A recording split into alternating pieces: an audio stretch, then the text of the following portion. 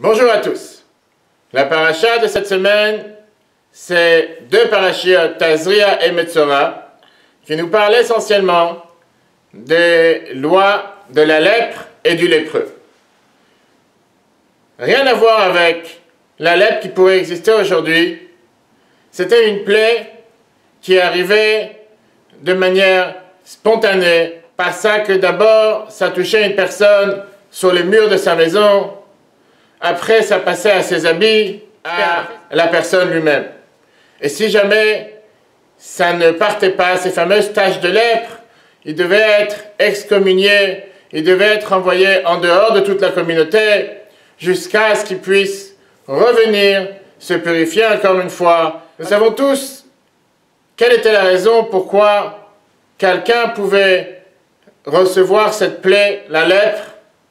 Comme Rashi nous dit, dû au lachon hara, la calomnie, médisance, que quelqu'un pouvait parfois parler, dire, répandre, et c'est la raison pour laquelle il était puni avec cette plaie, en commençant par la maison, ses habits, jusqu'à la personne lui-même. La question qui est demandée, pourquoi une telle plaie? Pourquoi en général la Torah en fait tout un monde contre la mauvaise langue, la médisance, la calomnie? Qu'est-ce qu'il y a de mal? Jusqu'à être puni si gravement. Les murs de sa maison avaient des certaines taches. Ses habits, que si les taches ne disparaissaient pas, il fallait les brûler. La personne devait être envoyée en dehors de toute la communauté. Qu'est-ce qu'il y a de si grave? La personne n'a pas tué. La personne n'a rien fait de mal, a juste simplement parlé. Bien au contraire. La Torah nous parle en long et en large sur la puissance, la force que la personne a avec sa langue. Fameuse dicton que la vie et le contraire de la vie dépend de la langue. La fameuse histoire que la Gemara nous raconte avec le roi Hérode qui avait tué tous les sages de Jérusalem en ayant peur pour son royaume, en laissant seulement un, Baba ben Bouta, auquel il est venu lui demander conseil, alors qu'il ne pouvait pas voir puisqu'il était aveugle, en lui demandant « Qu'est-ce que tu en penses de ce qu'a fait Hérode ?» Et il lui a répondu comme quoi il ne peut pas parler du mal d'un roi. Il lui a dit « Oui, mais ce n'est pas forcément un roi de chez vous. Néanmoins, est-ce que tu pourrais dire quelque chose? De toutes les façons, personne ne nous entend. » Et là, ma fameuse phrase qui lui a répondu que les oiseaux du ciel vont faire passer le bruit. L'autre histoire que le Midrash nous raconte avec Rabban Gamliel qui a envoyé son serviteur Tavi pour acheter quelque chose de bon, la meilleure chose qu'il trouvera au marché, et il lui a ramené une langue. Quand après il lui demanda va m'acheter quelque chose de pire que tu peux trouver au marché, il lui ramena aussi une langue. Et la réponse qu'il lui a donnée, c'est que quand la langue est bonne, ça peut être la meilleure des choses.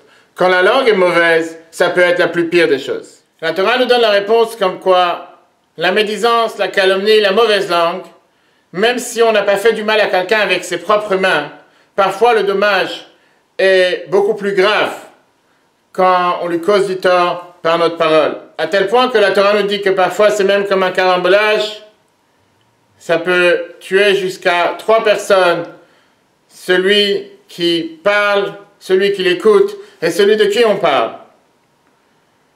Et le rabbi nous fait remarquer dans un discours en 1981, comme quoi, de la même manière que cette plaie, la lèpre, touchait d'abord la maison, se rapprochait après de la personne avec ses habits, et après touchait la personne lui-même. C'est la même effet quand quelqu'un parle peu de médisance, c'est encore quelque chose de lointain pour lui. Plus il en parle, plus ça se rapproche de lui, comme dans la plaie, ses habits. Et s'il continue à en parler à longueur de journée, ça finit par toucher sa propre personne. C'est d'ailleurs la même phrase que nous venons de lire, ce Shabbat dans le premier chapitre de Maximes de nos pères, dans lequel nos sages nous disent qu'il n'y a pas mieux pour un intelligent que de se taire. Car une chose est sûre, en se taisant, nous n'aurons causé aucun tort à qui que ce soit.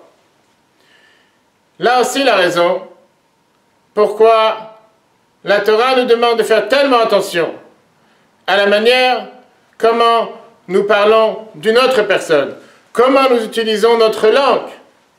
Car le pouvoir de la parole est un pouvoir qu'il ne faut pas méconsidérer ou dire que ça n'a aucun impact puisqu'il n'y avait pas quelque chose de fait avec ses propres mains. Et comme toujours dans la Torah, il n'y a pas que le côté négatif, il y a aussi bien sûr le côté positif. Plus nous utilisons notre langue, notre parole pour parler du bien, plus nous sommes amenés à faire du bien, à côtoyer des personnes positives, de bonnes personnes.